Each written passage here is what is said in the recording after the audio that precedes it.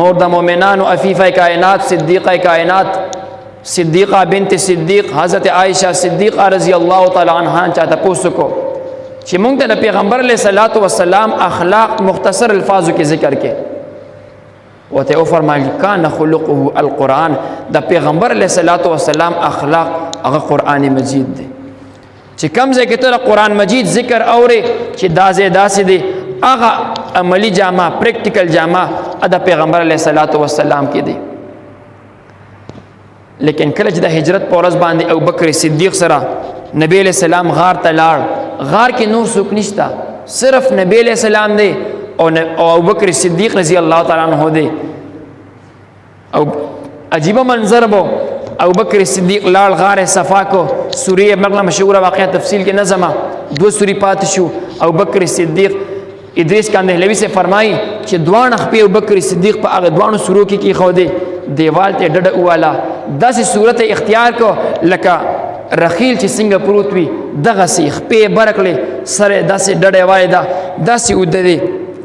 نبی علیہ الصلوۃ والسلام ته عرض کو تقدم یا رسول الله تفضل یا رسول الله اے پیغمبر خدا تشریف راوړې راشه نبی علیہ الصلوۃ والسلام ورغه او د ابوبکر صدیق په غیږ مبارک کې خپل سر مبارک کې خود عطا الله شاه بخاری رحم الله فرمایي چې تم قران مجید لولې زم قران مجید لولم په هغه کې موږ ته د ودها ذکر راځي نو د نبی علیہ السلام انتم تصور زی لیدلم ندی تصورات دنیا کې لګیاو مازا البصر ذکر راځي سترګ مبارک ته موږ تصور کو د طه ذکر راځي تندی مبارک ته موږ تصور کو واللیل ذکر راځي د نبی علیہ السلام هر اندام ته تصور کو لیکن وا ابو بکر ستا څومره لوی مقام دی ستا دومره لوی عزت ستا دومره لوی عظمت تر تصورات دنیا نه خایې ستا په کې مجسم قرآن هم پروت دی مازال بصر هم پروت دی واللیل زلفان هم پراته دي او والضحا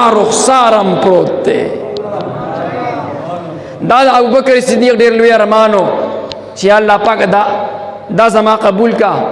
چې ان نظر الی وجه رسول الله چې یا الله سترګې زماوي بصر زماوي نظر زماوي او رخسار په د پیغمبر وینم دا می قبول کا دغه په دقه شپه باندې د غار په شپه باندې قبول کو چې نور څوک نشتا بل څه نشتا په غیږ مبارک کې د نبی علیہ الصلوۃ والسلام هغه آرام کوي